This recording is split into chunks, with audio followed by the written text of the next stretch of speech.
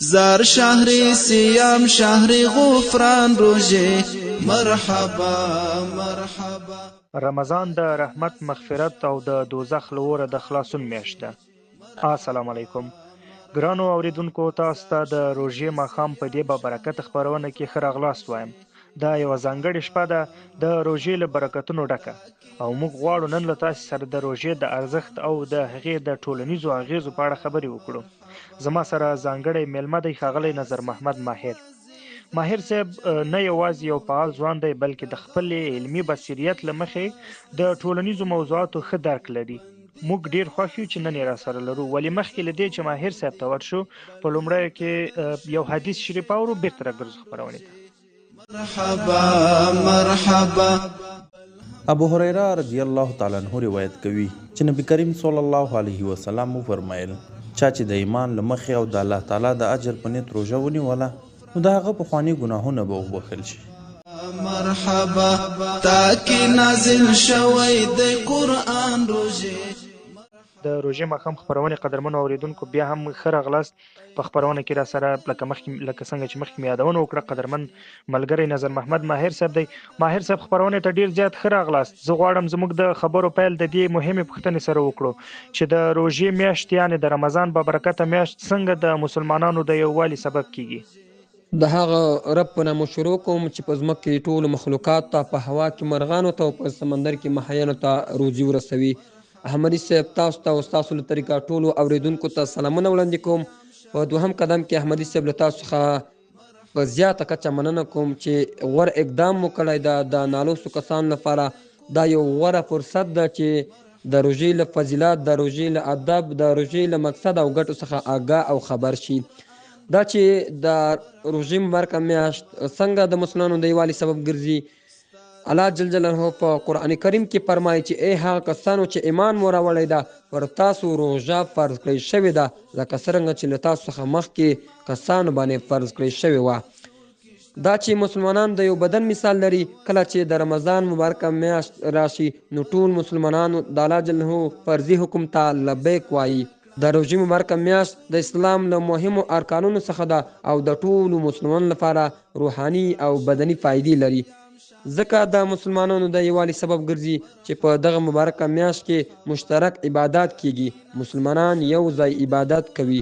په دغه مبارکه میاشت کې زیاتره کسان له اړمنو کسانو سره صدقې او خیرات کوي چې دغه کړنې د همدردي او یووالي سبب ګرځي. همدارنګه احمدي صاحب د روژې مبارکه میاشت د مسلمانانو ته صبر او زغم درس ورکوي چې صبر او زغم د مسلمانانو ترمنځ د یووالي مهمه برخه ده.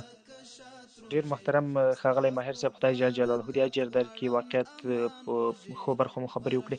ماهر صاحب که دا راته ووایي چې د روژې میاشت ولې فرض کړل شوې ده او د دې میاشتې اهمیت څه دی؟ دا چې ولې روژه په اسلام کې فرض شوې ده، د روژې مقصد او اهمیت څه ده. رحمان رب په قرآن کریم کې فرمایي روژه د تقوا لپاره فرض شوې ده. رسول الله صلی الله علیه وسلم فرمایي د هر شي لپاره زکات وي او د بدن زکات روژه ده.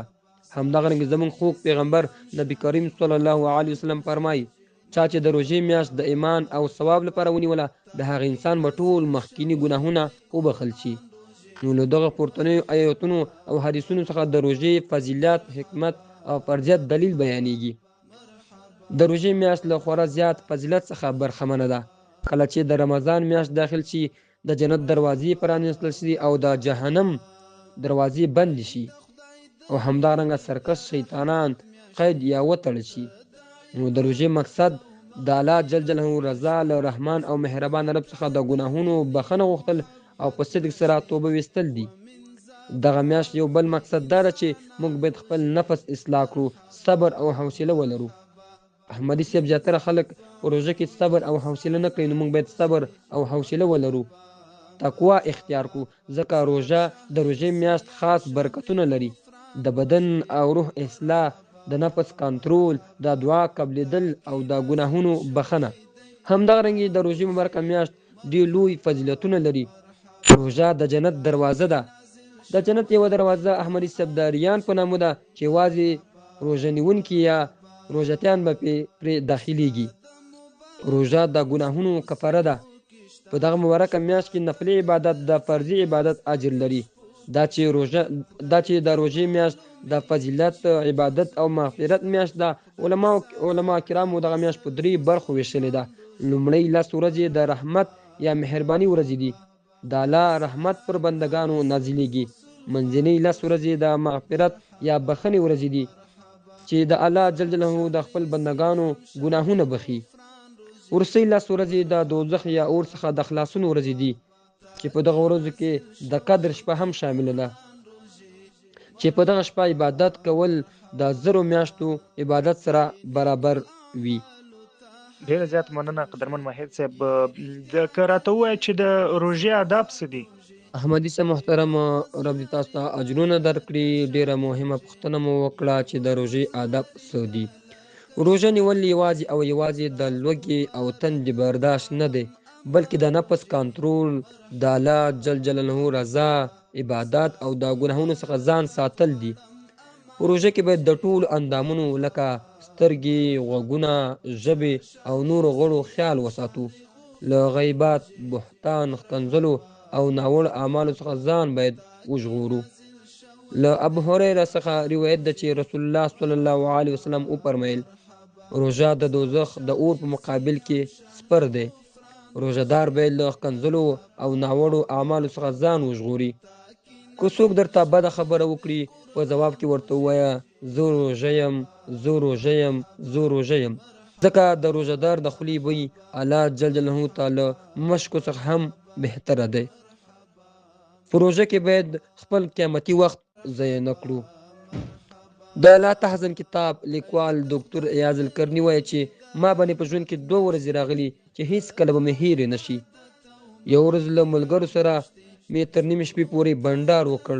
بالاخره د سهار لمونځ هم را څخه قضا شو. ورځ مې له خفګان او نیمګړتیاوو څخه ډکه وه.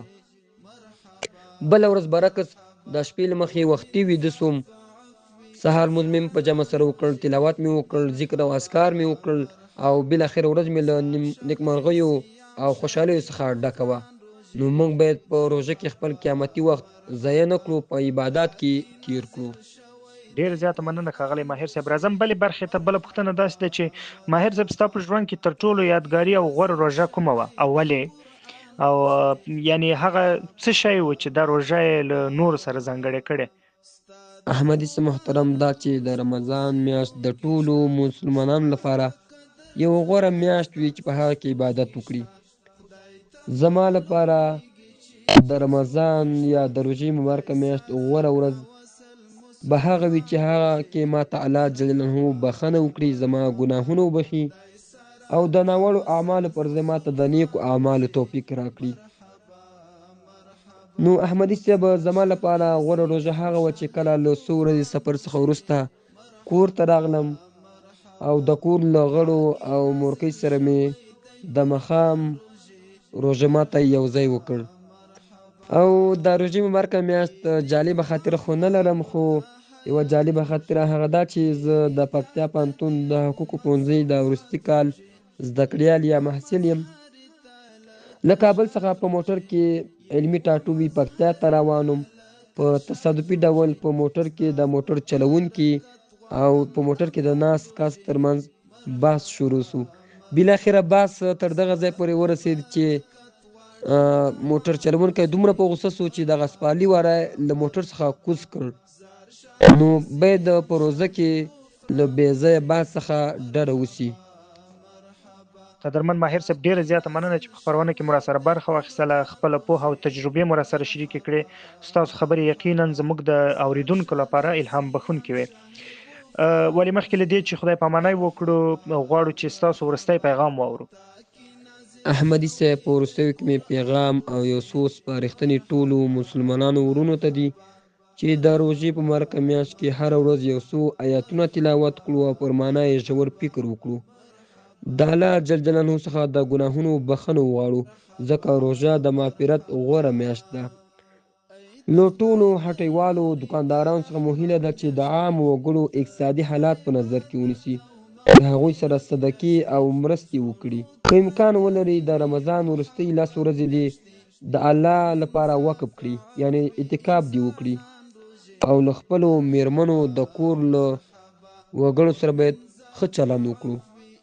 که امکان ولري تر ډېر حده باید ورسره په د کور کارونو کې یا د روژه ماتي په برابرولو ترتیب کولو کې مرسته وکړو. موږ باید د روژه د ټول کال لپاره درس وګرځوو. په نورو میاشتو کې هم باید عبادت وکړو، ذکر او د قرآن کریم تلاوت وکړو. ډیره مننه احمدي صاحب چې ماته مو په دغه خپرونه کې وخت راکړ. ماهر صاحب بیا هم ډیره زیاته مننه. درنو اوریدونکو، روژه یوازې د خوراک او څښاک پرېښودل نه دي، بلکې د زړونو پاکوالی، د ورورولۍ پیاوړتیا او د الله جل جلاله ته د رسیدو یوه الهي موقع ده. هڅه وکړو چې له دې مبارکې میاشت څخه تر ټولو ډیر روحاني، اخلاقي او ټولنیز خیر واخلو. دا وه زموږ د نن شپې خپرونه. هیله لرم چې دا بحثونه به مو خوښ شوي وي او ګټه به مو ترې اخیستې وي.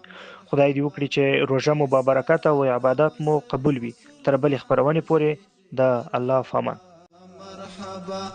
زار شهر سیام شهر غفران روزه مرحبا مرحبا تاکی نازل شوی دی قرآن روزه مرحبا مرحبا.